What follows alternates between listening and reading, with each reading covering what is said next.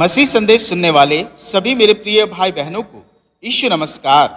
आज का वचन नीति वचन 15 अध्याय 15 पद। दुखिया के सब दिन दुख भरे रहते हैं, परंतु जिनका मन प्रसन्न रहता है वह मानो नित्य भोज में जाता है। मेरे प्रियो, आज का वचन बताती है कि हमेशा अनिष्ट विचार मन में रखना भयानक है। मतलब कि लगातार यह सोचते रहना कि कुछ बुरा होने वाला है या हमारे साथ बुरा ही होता है। मेरे प्रियो, ऐसे विचार हमारे आत्मिक जीवन के लिए भयानक है। यहाँ नीति वचन लिखने वाला एक शब्द कहता है दुखिया। दुखिया शब्द का अर्थ है एक व्यक्ति यह ठान के चलता है या वह हमेशा यह मान के चलता है कि उसके जीवन में बहुत दुख है, उसकी पीड़ा बड़ी है, उसके दुख का कभी अंत नहीं है और इसलिए उसे अपने दुख के साथ हमेशा चलना है। मेरे प्रियो, नीति वचन कहता है ऐसे दुखिया मन वालों का सब दिन दुख भरे रहते हैं। एक विश्वासी व्यक्ति के मन में दुखिया होने का भावना आना बहुत खतरनाक है, क्योंकि जो हम सोचेंगे बोलेंगे वैसे ही हमारा जीवन बीतेगा। मेरे प्रियो, कई विश्वासी अपने जीवन के अधिकांश समय में इन भावनाओं के साथ ग्रसित रहते हैं कि मैं गरीब हूँ, परमेश्वर ने हमें ऐसा ही सिरजा है, हम लाचार है, दुखियारा है, हमारे पास कुछ भी नहीं है। मेरे प्रियो, यह एक बुरा विचार है और यह बुरा विचार उन्हें जीवन भर परेशान रखती है। मेरे प्रियो, हो सकता है आपकी परिस्थिति के कारण आप परेशान हो, परंतु ये बुरे विचार आपके दिमाग में जहर घोलते हैं, क्योंकि यही विचार हमारे विश्वास को खा जाती है, खत्म कर देती है। और मेरे प्रियो, इसी कारण आप अपने जीवन में भलाइयों को देख भी नहीं पाते और उनका आनंद नहीं ले पाते हैं। इसी विचार और सोच की वजह से कई विश्वासी अपने जीवन की भलाइयों के लिए परमेश्वर को धन्यवाद नहीं दे पाते। लेकिन नीति वचन उसका 15 अध्याय 15 पद आपसे वादा करता है कि आपको इन भावनाओं और बुरे विचारों में बंधे रहने की आवश्यकता नहीं है। आपको परमेश्वर पर पूरा भरोसा करते हुए खुश रहना चाहिए। यहाँ तक आपका भविष्य भी उसके नियंत्रण में है, जिससे मन प्रसन्न होता है, क्योंकि विश्वास से मन में प्रसन्नता उत्पन्न होती है और अविश्वास दुख उत्पन्न करता है। इसलिए नीति वचन उसका 15 अध्याय 15 पद कहता है जिसका मन प्रसन्न रहता है वह मानो नित्य भोज में जाता है। मेरे प्रियो, पहला राजाओं और उसका 17 अध्याय में पवित्र शास्त्र बाइबल भविष्यद्वक्ता एलिया और सारपत की विधवा के बारे में बताती है। सारपत की विधवा में भी यही दुखिया आत्मा की भावना थी।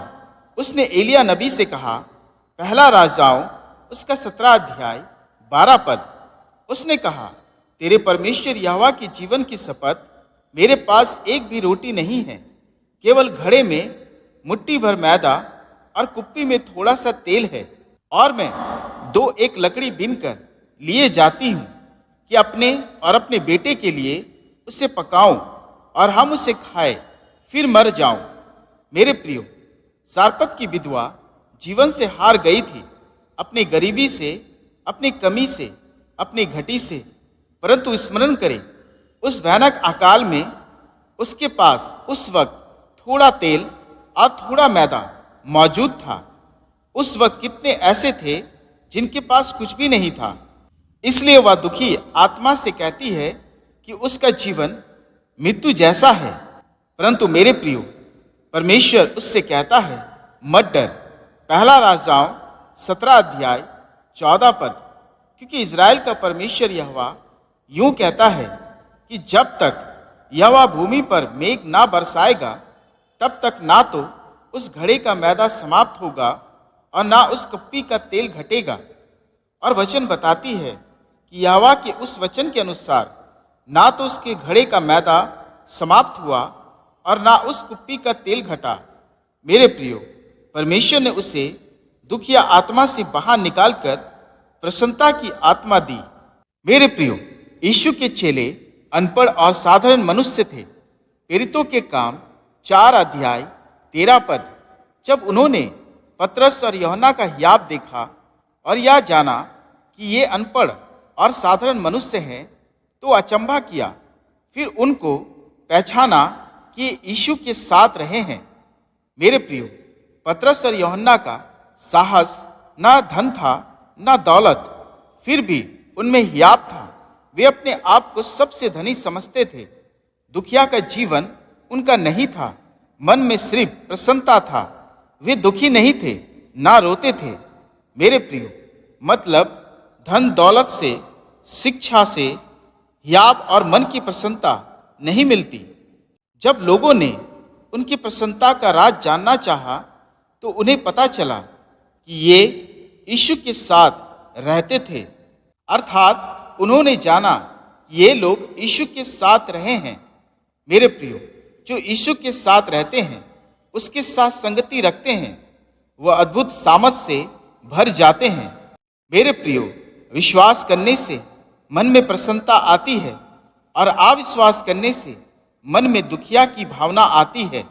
इसलिए मेरे प्रियो, उदास मत रहिए, दुखिया मत बनिए। उन अनिष्ट विचारों को मन में ना आने दे। फिलिपियों की पत्री उसका 4 अध्याय 4 पद में लिखा है, प्रभु में सदा आनंदित रहो। मैं फिर कहता हूं, आनंदित रहो। मेरे प्रियो, प्रभु यीशु मसीह के प्रेरित पौलुस के शब्द पर गौर कीजिए। 2 कोरिन्थियों की पत्री 12 अध्याय 9 से 10 पद। पर उसने मुझसे कहा, मेरा अनुग्रह तेरे लिए बहुत है, क्योंकि मेरी सामर्थ निर्बलता में सिद्ध होती है। इसलिए मैं बड़े आनंद से अपनी निर्बलताओं पर घमंड करूंगा कि मसीह की सामर्थ मुझ पर छाया करती रहे।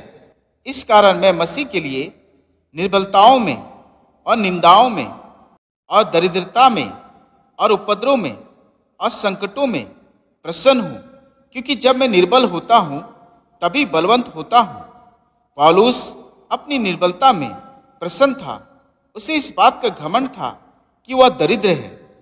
याकूब की पत्री 1 अध्याय 2 पद में लिखा है, हे मेरे भाइयों, जब तुम नाना प्रकार की परीक्षाओं में पड़ो, तो इसको पूरे आनंद की बात समझो, यह जानकर कि तुम्हारे विश्वास के परीखे जाने से धीरज उत्पन्न होता है। मेरे प्रियो, शैतान कहेगा आपसे नहीं होगा। वह आपके मन में नेगेटिव थॉट डालेगा, पर आप अपने आप को कम मत समझिए। प्रभु यीशु मसीह ने आपके लिए कहा है, लूका रचित सुसमाचार उसका 10 अध्याय 19 पद, देखो मैंने तुम्हें सांपों और बिच्छुओं को रौंदने का और शत्रु की सारी सामत पर अधिकार दिया है, और किसी वस्तु से तुम्हें कुछ हानि ना होगी। वैसे ही लूका रचित सुसमाचार 10 अध्याय 24 पद में लिखा है, बहुत से भविष्यद्वक्ताओं और राजाओं ने चाहा, जो बातें तुम देखते हो देखे पर ना देखी, और जो बातें तुम सुनते हो सुने पर ना सुनी। इसलिए मेरे प्रियो, उदास मत रहिए, ना दुखिया बनिए, ना उन अनिष्ट विचारों को अपने मन में आने दीजिए, क्योंकि आप परमेश्वर की दृष्टि में अनमोल है। परमेश्वर अपने वचन से आपको बहुतायत से आशीष दे। आमीन। आइए प्रार्थना करें। हे पिता, आज के दिन के लिए तेरा धन्यवाद करते हैं कि तूने हमें इस भोर की महिमा देकर हमें जीतों की जमीन में जिंदा रखा और अवसर दिया कि हम तेरी करुणा में बहुतायत का जीवन प्राप्त करें। आज के वचन के लिए तेरा धन्यवाद करते हैं कि प्रसन्नता का तू प्रभु है, आनंद का परमेश्वर है। तू हमारे सुख में दुख नहीं मिलाता है। तूने हमें प्रसन्नता की आत्मा दी है, जय और आनंद की आत्मा दी है। तूने हमारी पीड़ा, दर्द, कष्ट को दूर कर आनंद से भरा है। हे पिता, उस दुखवारी आत्मा को हमसे दूर कर जो हमारे मन को, हृदय को सताती है। उन बुरे विचारों को दूर कर, अनिष्ट की बातों को, सोच को हमारे मन से दूर कर। हे पिता, वैसे भाई बहनों के जीवन से बोल और बातचीत कर जो दुखिया भावना से ग्रसित है, जो सोचते हैं कि उनका जीवन दुखों से भरा है। हे पिता, उस दुखिया आत्मा को यीशु के सामर्थी नाम से हम डांटते हैं जो जीवन भर हमें सताती है। आज इसी वक्त हमारे जीवन से, घर से उसे निकाल बाहर कर और प्रसन्नता और आनंद की आत्मा से हमें भर दे। हे पिता, तेरा अनुग्रह हमारे लिए काफी है, हम पर दया कर। और इस प्रार्थना को अपने प्रिय पुत्र प्रभु यीशु मसीह के नाम से सुन और ग्रहण कर। आमीन।